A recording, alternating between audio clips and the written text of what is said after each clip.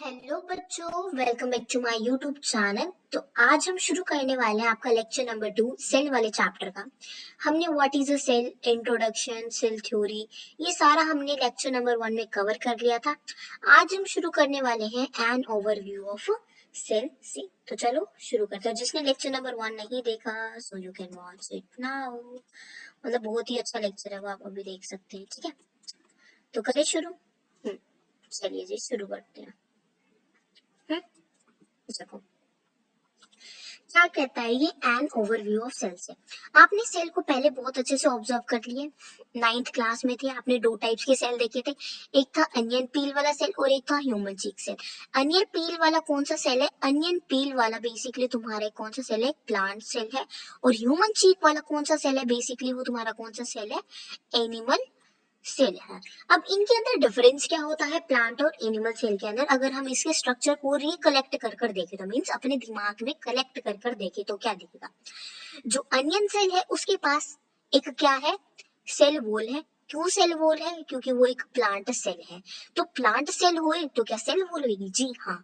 क्यों? क्योंकि प्लांट क्या करते हैं? मूवमेंट नहीं दिखाते, तो उनको एक फिक्स मीन्स एक वॉल की जरूरत है। जैसे तुम्हारे घर होते हैं, कमरा है, एक नॉर्मल बेडरूम का कमरा है, उसके साइडों में क्या है? क्या बोलोगे? दीवार। दीवार को अंग्रेजी में क्या कहेंगे? वॉल। क्यों कहेंगे? क्योंकि वो वॉल हिल नहीं सकती। और तुम को क्या कहेंगे? ह्यूमंस, क्योंकि तुम हिल सकते हो, तुम्हारे पास कोई वॉल नहीं है, दैट्स व्हाई। अब जो हमारा एनिमल सेल है, एनिमल के पास एक क्या है बेटा जी? सेल मेम्ब्रेन है। सेल मेम्ब्रेन क्या है? उसका डीलिमिटिंग स्ट्रक्चर है। डीलिमिटिंग स्ट्रक्चर क्या होता है?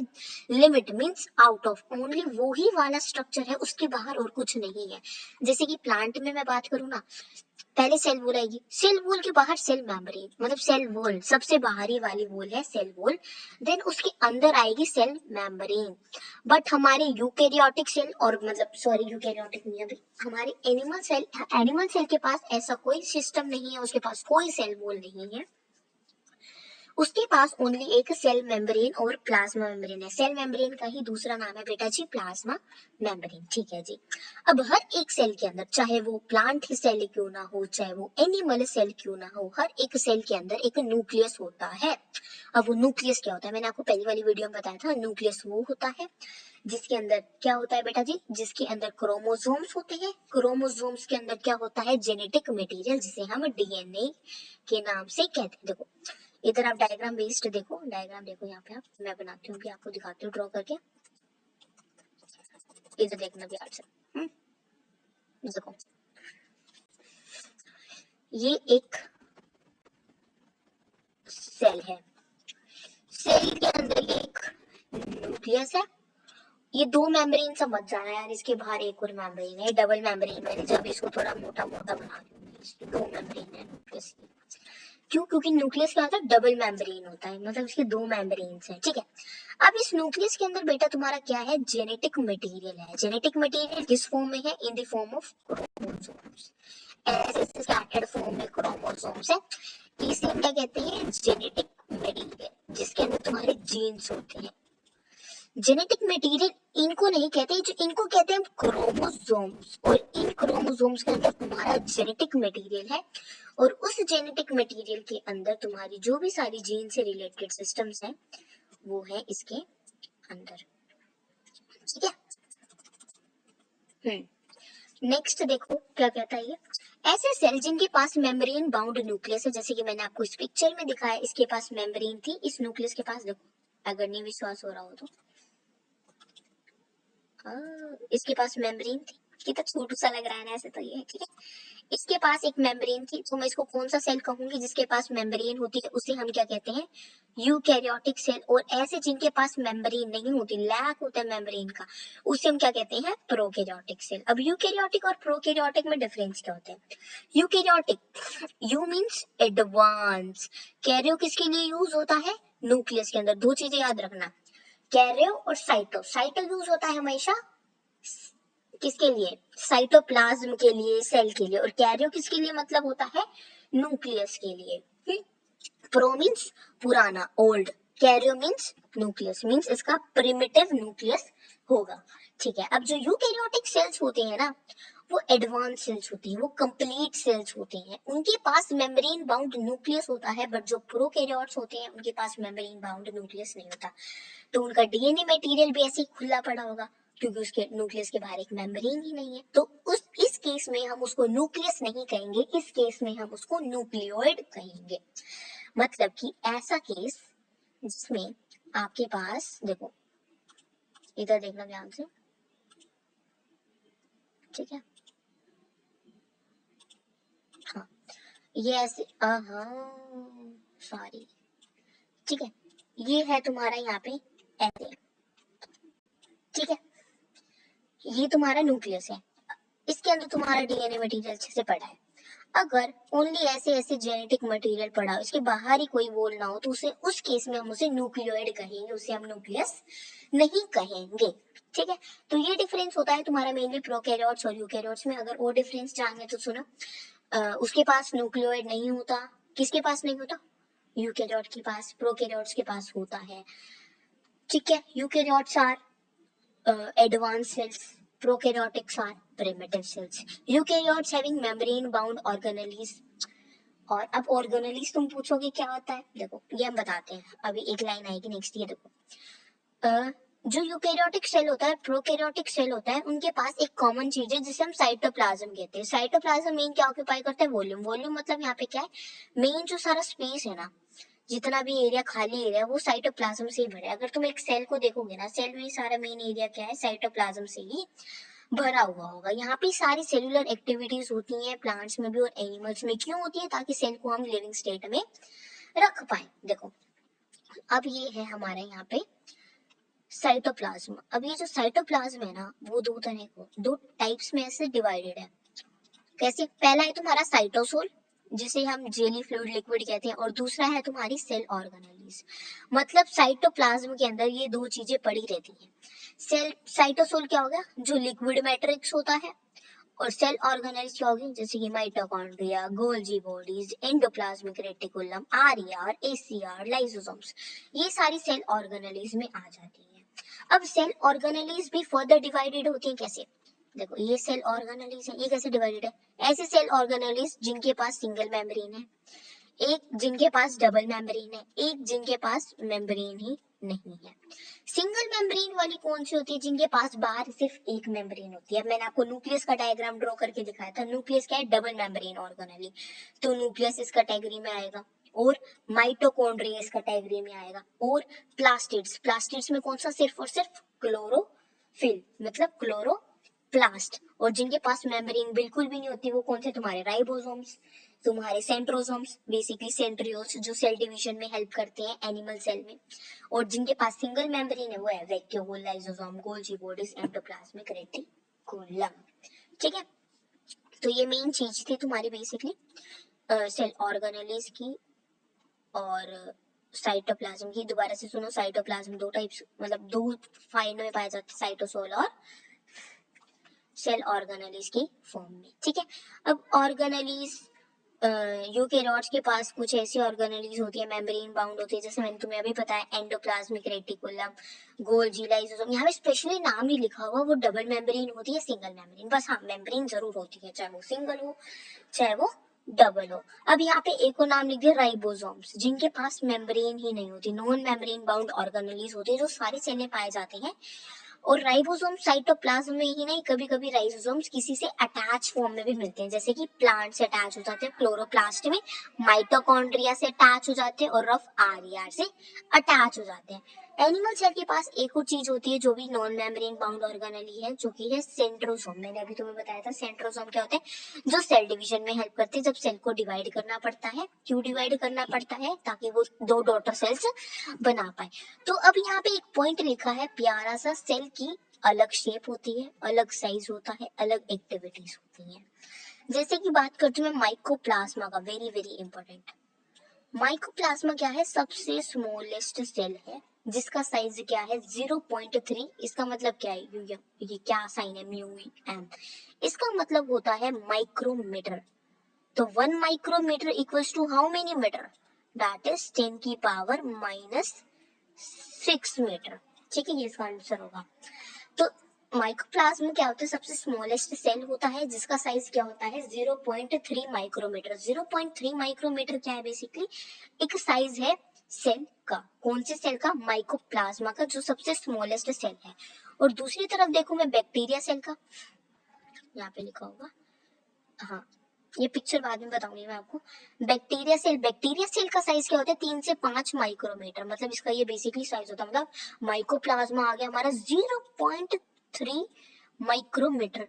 और जो हमारा बैक्टीरिया सेल है वो 3 से 5 माइक्रोमीटर होता है। और जो लार्जेस्ट होता है और आइसोलेटेड मतलब सिंगल सेल होता है, अकेला पड़ा रहता है, वो क्या है, एग ऑफ ऑस्ट्रिच, जिसका साइज होता है 7 to 8 माइक्रोमीटर और सेंटीमीटर में समटाइम्स। ठीक है, और मल्टी सेल्यूलर में देखा जाए तो वो आ जाएगा ह्यूमन का आरबीसी, जिसका 7.0 माइक्रोमीटर डायमीटर में। रेडियस वाइज तो इट इज वेरी वेरी छोटा पड़ जाएगा ना, 7 को डिवाइड कर देना 2 से, क्या आंसर आएगा, 4.5 रेडियस। ठीक है, नहीं 3.5। वहाँ मैथ्स बड़ा वीक है भाई तुम्हारा, जब भी तो बायो में आए हो। ठीक है, अब जो नर्व सेल्स होते हैं वो सबसे लॉन्गेस्ट सेल्स होती हैं। लॉन्गेस्ट सेल्स याद रखना, लॉन्गेस्ट और लार्जेस्ट में हमेशा कंफ्यूजन रहता है। लार्जेस्ट मतलब क्या होता है, length wise large, very very large. Large नहीं, लॉन्गेस्ट होगा लेंथ वाइज और लार्जेस्ट मीन्स होगा वाइड, चौड़ाई। वो कौन सा है तुम्हारा, एग ऑफ ऑस्ट्रिच, ऐसे बनता है ना अंडा, ऐसे ऐसा सा है वो अंडा सा। ठीक है, लार्जेस्ट और लॉन्गेस्ट कैसे याद रखोगे, जो इंसान होते हैं, इंसान लॉन्गेस्ट, उनकी हाइट देखी जाती है, कितने लॉन्गेस्ट यार तुम, कितने लॉन्ग हो यार तुम। तो ऐसे रखना, कौन सा सेल है, नर्व सेल्स है, लंबे लंबे से नर्व सेल्स हैं। ठीक है, सेल्स की अलग अलग शेप होती है, जैसे कि कोई डिस्क लाइक होते हैं, कोई पॉलीगोनल होते हैं, कोई कॉलमनर होते हैं, कोई क्यूबॉइड होते हैं, कोई थ्रेड लाइक होते हैं, कोई इरेगुलर होते हैं। जो शेप होती है ना वो उनके फंक्शंस पे निर्भर करती है, they perform, the shape of the cell में vary with the functions they perform, जैसे जैसे वो फंक्शंस करेंगी, जैसे जैसे उनकी शेप बदलती रहेगी। अब बात करते हैं इस पिक्चर में। इस पिक्चर में दिया हुआ है आरबीसी सेल्स। आरबीसी सेल्स होती है, उनकी शेप कैसी होती है, राउंड होते हैं और बाई कनकेव होते हैं, बाई कनकेव। इस पिक्चर में देख सकते हो गोले गोले से होते हैं, बाई कनकेव। अब कैसे याद रखोगे, ये मल्टी सेलर में सबसे ज्यादा कौन सा सेल है, लार्जेस्ट आइसोलेटेड सिंगल सेल है ये among multi cellular human RBC are only. ऐसा कुछ नहीं लिखा हुआ लार्जेस्ट, बस आरबीसी का बेसिकली आपको साइज दिया हुआ है 7.0 माइक्रोमीटर इन साइज है। रेड ब्लड सेल्स का कितना साइज होता है, क्या मतलब साइज नहीं, क्या होता है इनका साइज बताओगे, 7 माइक्रोमीटर इन डायमीटर। डब्ल्यूबीसी का साइज नहीं पता, एमागॉइड शेप होती है, कैसे इसकी पिक्चर देख लो, ऐसे सेल के अंदर कुछ कुछ सा बना हुआ है, ये डब्ल्यूबीसी है, समझ आना, वाइट वाइट से बाहर से। और ये आरबीसी यहाँ पे रेड रेड रेड रेड पड़ी है। ये लॉन्ग एंड नैरो होते हैं, कौन से होते हैं, एपिथेलियल से टिश्यू, लंबे लंबे से एपिथेलिया, कॉलमनर, कॉलम की शेप में। ये नर्व सेल तो तुम बहुत अच्छे जानते हो, ब्रांच और नर्व। ये ट्रेकाइड सेल है, इलोंगेटेड सेल, लंबा सा। मेसोफिल सेल जहाँ पे फोटोसिंथेसिस होता है, बहुत ज्यादा अमाउंट में क्लोरोफिल प्रेजेंट होता है। ठीक है, अब एक और बात जान लो, जानोगे, फीमेल बॉडी में, जो फीमेल बॉडी होती है, फीमेल बॉडी में लार्जेस्ट चौड़ाई वाइज कौन सा सेल होता है, एग। Egg means ovum. ठीक है, और मेल बॉडी में लार्जेस्ट होता है नर्व। नर्व के अंदर भी, नर्व सेल के अंदर भी कुछ ऐसे मतलब अलग से पाए जाते हैं, इसीलिए कहा जाता है इसको नर्व। ठीक है, और स्मॉलेस्ट सेल फीमेल बॉडी में दैट इज सेरिबेलम ग्रेनुले सेल, जो हमारे दिमाग में पाया जाता है। और स्मॉलेस्ट सेल मेल बॉडी में दैट इज स्पर्म। ठीक है, और लॉन्गेस्ट तो तुम्हें पता ही है कौन सा है, लॉन्गेस्ट सेल तो नर्व है। देखो जी, लॉन्गेस्ट नर्व है ह्यूमन में भी और मेल में भी, फीमेल में भी और मेल में भी। लार्जेस्ट फीमेल में ओवम है और मेल में नर्व सेल्स, और स्मॉलेस्ट फीमेल में सेरिबेलम्स का ग्रेनुले सेल है और मेल में स्पर्म सेल है। ठीक है, अब नेक्स्ट आता है हमारा topic prokaryotic cells. Prokaryotic cells में बेसिकली होता क्या है, प्रोकैरियोटिक सेल्स में bacteria, blue green algae, mycoplasma और पीपीएल, ये सारे ऑर्गेनिजम्स इसमें आ जाते हैं। One question for you, PPL मतलब सॉरी माइकोप्लाज्मा का वो बताइएगा आप साइज, बताओ 0.3 माइक्रोमीटर। बैक्टीरिया आ जाता है, ब्लू ग्रीन एल्गे आ जाता है, माइकोप्लाज्मा आ जाता है, प्लूरोनिमोनिया लाइक बैक्टीरिया इसमें अंदर आ जाते हैं।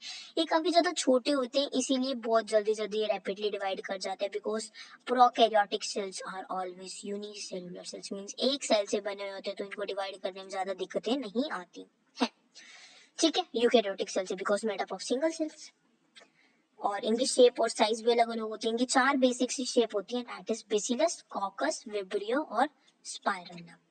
बेसिलस कैसी होती है, रोड लाइक शेप होती है। कॉकस कैसी होती है, स्फेरिकल शेप होती है। विब्रियो कैसी शेप होती है, कोमा शेप होता है, ऐसे कोमा शेप। और स्पाइरलम क्या होता है, स्पाइरल शेप के होते हैं। अब इनके एग्जांपल्स एग्जांपल्स पढ़े, कौन कौन से एग्जांपल्स होते हैं, सुन लो भाई। एग्जांपल स्फेरिकल शेप का, उचक मत जाना, स्फेरिकल शेप के होते हैं Streptococcus bacteria. Road like shape के होते हैं लैक्टोबैसिलस बैक्टीरिया। कोमा शेप के होते हैं विब्रोक्लोरिया बैक्टीरिया। स्पाइरल शेप के होते हैं हेलिकोबैक्टर पाइलोरी बैक्टीरिया। हाँ, लर्न करने की जरूरत नहीं है, ऐसे बताया। ये बहुत ही टेढ़ी सी लाइन है और इम्पोर्टेंट भी बहुत लाइन है। कैसे, जो ऑर्गेनाइजेशन है प्रोकैरियोटिक सेल की वो फंडामेंटली सिमिलर है even though prokaryotic exhibit a great variety of shapes and functions. मतलब जो प्रोकैरियोट्स की कम्युनिटी है, जो ऑर्गेनाइजेशन है, वो तो सेम है, बट जो प्रोकैरियोट्स होते हैं ना, उनकी शेप भी अलग है और उनके फंक्शंस भी अलग है। मतलब सारे प्रोकैरियोटिक यूनिसेलुलर होती हैं नो डाउट, बट जो उनकी शेप होती है, जो उनका फंक्शंस होता है, वो डिफरेंट होता है। ये पिक्चर देखो, इसमें क्या किया हुआ है, ये एक यूकैरियोटिक सेल दिया हुआ है जिसका साइज होता है 10 से 20 माइक्रोमीटर। ये बैक्टीरिया, ये पीपीएलओ, ये वायरसेस, इनको कंपेयर किया गया है सारे प्रोकैरियोटिक सेल से। कैसे, जो बैक्टीरिया होता है उसका 1.1 से 2 माइक्रोमीटर होता है, और जो हमारे माइकोप्लाज्मा है उसका होता है 0.3 माइक्रोमीटर। जो आरबीसीज होते हैं उसका 7 होता है, वो तो एक ह्यूमन सेल में यूकैरियोट्स में आ जाती है। पीपीएलओ क्या होते हैं, जिसका 0.1 माइक्रोमीटर होता है, मतलब PPLO is the smallest cell. और पीपीएलओ से भी छोटे हमारे कौन से हैं, वायरसेस, जो एक्सेप्शन है सेल थ्योरी के। इसका साइज क्या है, 0.02 से लेके 0. देखो सबसे छोटे कौन से हमारे, वायरसेस, देन पीपीएलओ, देन फिर माइकोप्लाज्मा, देन बैक्टीरिया, देन हमारा ये यूकैरियोटिक। यूकैरियोटिक में हमें पता नहीं है कौन सा दे रखा है, ये मतलब प्लांट भी हो सकता है और एनिमल भी हो सकता है, ठीक है। अब सारी प्रोकैरियोट्स के पास एक सेल वॉल होती है, basically all prokaryotes have a cell wall, but except mycoplasma. Mycoplasma के पास कोई सेल वॉल नहीं होती। फिर इसके पास ये बाहर सा एक मैट्रिक्स सा होता है जिसको हम साइटोप्लाज्म कहते हैं। कोई वेल डिफाइंड न्यूक्लियस नहीं होता जिसे हम न्यूक्लियोइड कहते हैं। जो जेनेटिक मटेरियल होता है वो भी नेक्ड होता है। नेक्ड मतलब खुला पड़ा रहता है, कोई बाहर एक मेम्ब्रेन नहीं होती न्यूक्लियस की, ठीक है। और इसके पास एक जीनोमिक डीएनए होता है, मींस एक एक्स्ट्रा सर्कुलर क्रोमोसोमल डीएनए होता है, जिसे हम क्या कहते हैं, जिसे हम प्लाज्मिड कहते हैं। Plasmid is not equal to plastid. क्यों, क्योंकि जो इसमें सर्कुलर एक्स्ट्रा क्रोमोसोमल डीएनए होता है उसका काम क्या आता है, वो मोस्टली बैक्टीरियाज में पाया जाता है। Basically many bacteria have smaller circular DNA, means उनके पास उनका खुद का जीनोमिक डीएनए तो है ही, मतलब सिंगल क्रोमोसोम वाला सर्कुलर डीएनए तो उसके पास है ही, बट इनके पास एक एक्स्ट्रा डीएनए भी होता है जिसे हम प्लाज्मिड्स कहते हैं।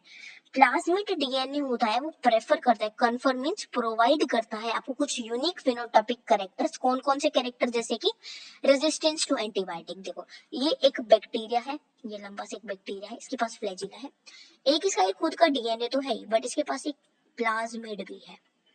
अब इस प्लाज्मिड का क्या काम है, इसका काम है रेजिस्टेंस टू एंटीबायोटिक। सपोज करो आपने एक गोली खाई है, तुम्हारे सेल के अंदर ये बैक्टीरिया घुस गया है, आपने एक एंटीबायोटिक खाई, वो क्या करेगी, सेल पे जाके अटैक करेगी। बट अगर आप पे कोई गोली चलाएगा तो आप क्या कहोगे, मुझे मारो नहीं, you will say don't kill us, ठीक है। तो similarly that bacteria will also say please don't kill us. तो इसीलिए इस बैक्टीरिया का काम है खुद को बचाना, जो कि है रेजिस्टेंस टू एंटीबायोटिक, एंटीबायोटिक से खुद को बचाना। बड़ी क्लासेस में आप पढ़ेंगे कि कैसे ये प्लाज्मिड बैक्टीरिया का ऐसे ट्रांसफर कर देता है फॉरेन डीएनए से, मतलब डीएनए टू डीएनए दूसरे सेल से भी ट्रांसफर कर देता है। कोई न्यूक्लियर मेम्ब्रेन नहीं फाइंड की जाती यूकैरियोट्स में, है ना।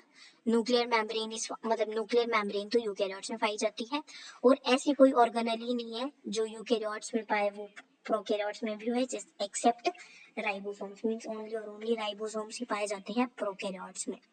जो प्रोकैरियोट्स होती हैं उनके पास इंक्लूजन बॉडीज भी होती हैं, जिसके बारे में हम अभी नेक्स्ट टॉपिक में नेक्स्ट लेक्चर में पढ़ेंगे इंक्लूजन क्या होता है। इतना ध्यान रखो, इंक्लूजन का मतलब क्या होता है, storage bodies which works as a storage box, कुछ भी स्टोर करने के लिए काम आता है, ठीक है। बेसिकली इसमें क्या है, फिर एक आता है तुम्हारे पास सेल मेम्ब्रेन का डिफरेंशिएटेड जिसे तुम मेसोसोम्स कहती हो।